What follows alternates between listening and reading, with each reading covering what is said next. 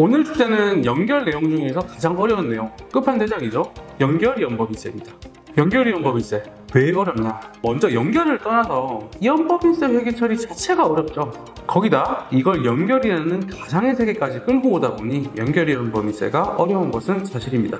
그러다 보니 이 주제를 한 편에 담아내기에는 좀 부족해서 기존 계획과는 다르게 두 편의 컨텐츠에 걸쳐서 다뤄보겠습니다. 연결이연법인세를 설명드리기에 앞서서 우선 이연법인세 개념부터 이해하고 시작하겠습니다. 회계세법 간의 자산과 부채 항목들에 대한 인식이나 측정 기준이 달라서 일시적 차이가 생기게 되고, 이 일시적 차이가 나중 미래에 사용되거나 처분되거나 결제될 때 세금 부담을 발생시키게 되다 보니까 미래에 더 내야 하거나 덜 낼 세금을 발생주의적 관점에서 미리 인식하는 게 법인세의 기간간 배분, 즉 이연법인세 개념이죠.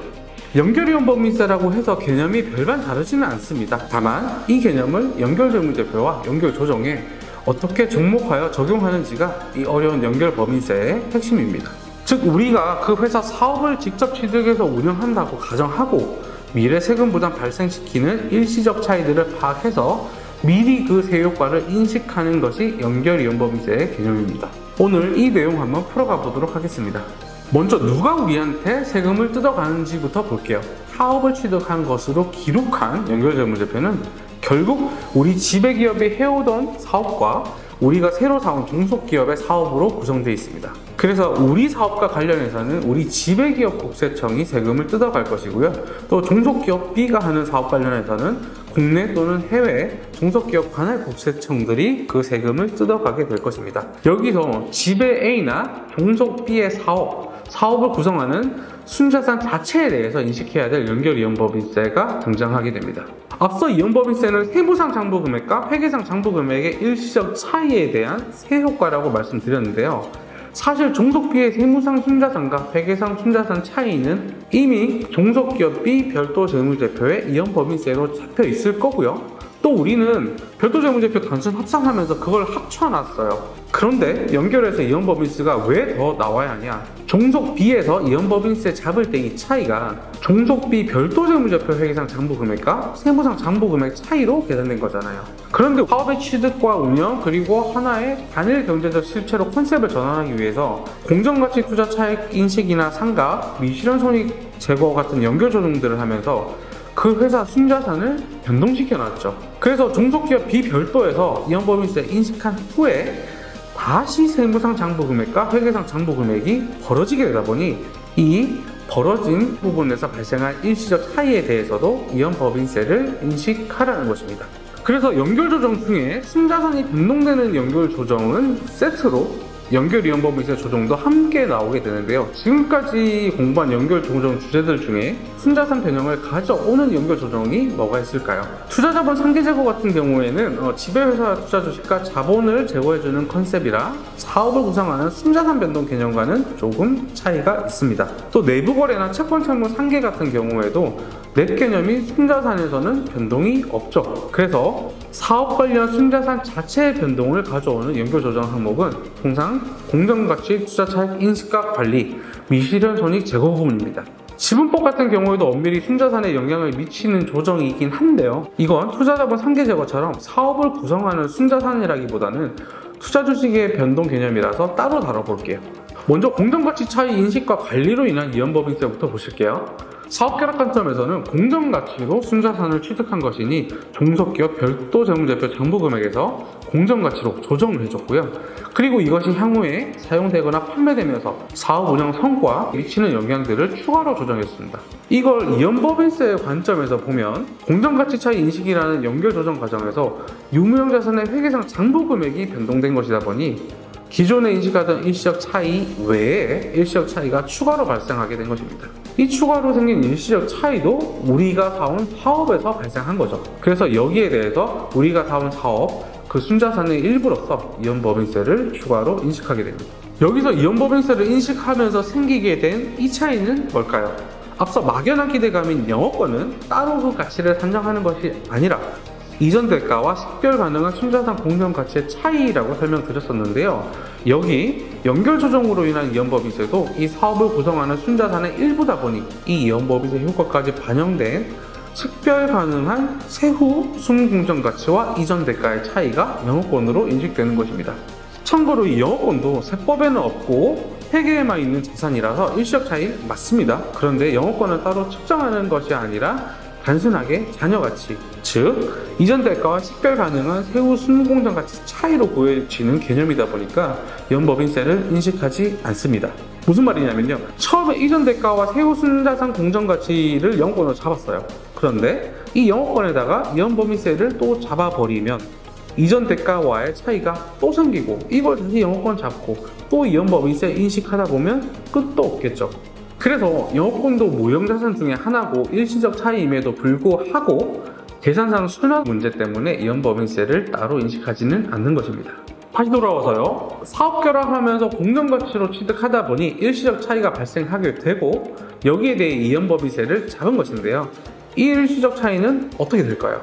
사업을 하게 되면서 자산의 상각이나 처분을 통해서 이 일시적 차이가 점진적으로 또는 한 방에 소멸되죠. 그래서 당연히 이 일시적 차이들로 인식했던 이연법인세도 거기에 맞춰서 같이 소멸해주는 연결 조정이 추가로 나오게 됩니다. 다음, 미실현손익도 재고자산을 예를 들어서 한번 볼게요. 7번째 컨텐츠에서 재고자산 미실현손익 공부한 것 좀 다시 상기시켜 보겠습니다. 연결실체 A가 B한테 재고자산을 마진 붙여서 팔았는데 연결 관점에서는 그냥 재고 위치가 A에서 B로 이동한 것이지 거래가 발생한 것은 아니다.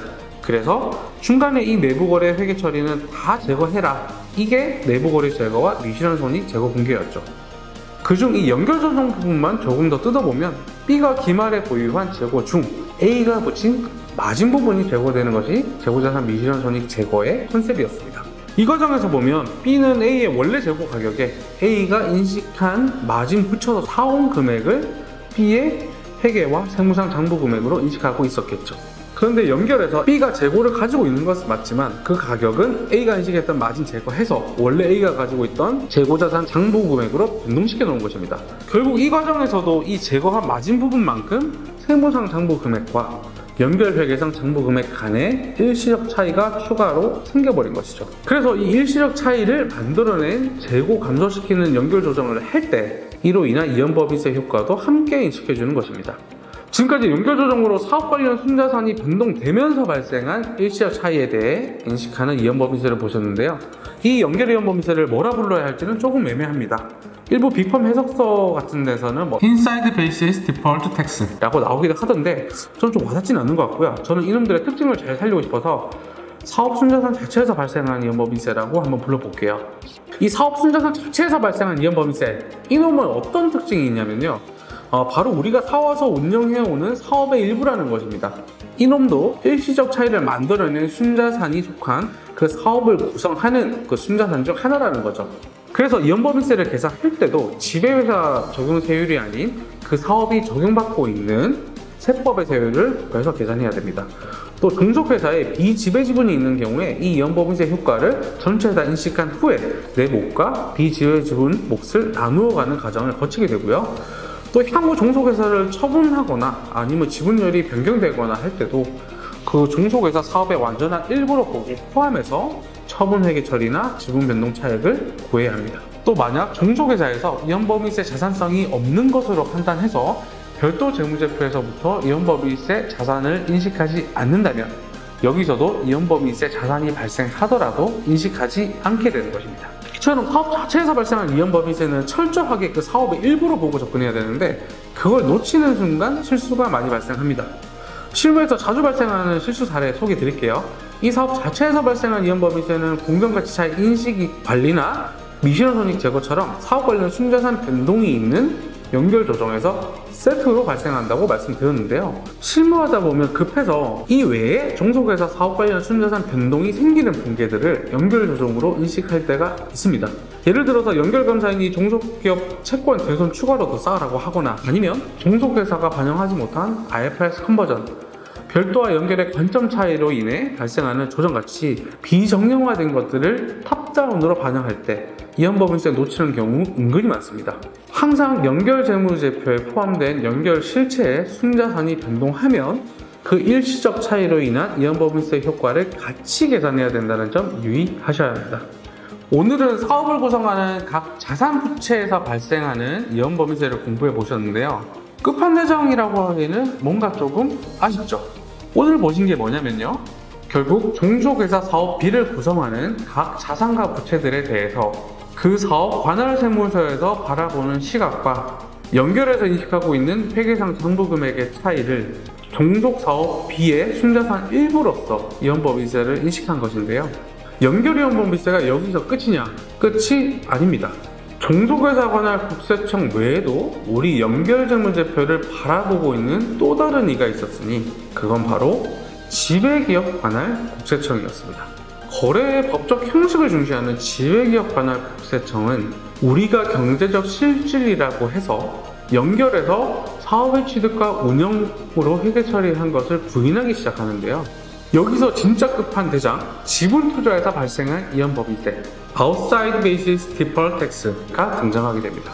다음 시간에는 이 진짜 끝판대장, 지분 투자에서 발생한 이연법인세 같이 공부해 보도록 하겠습니다. 감사합니다.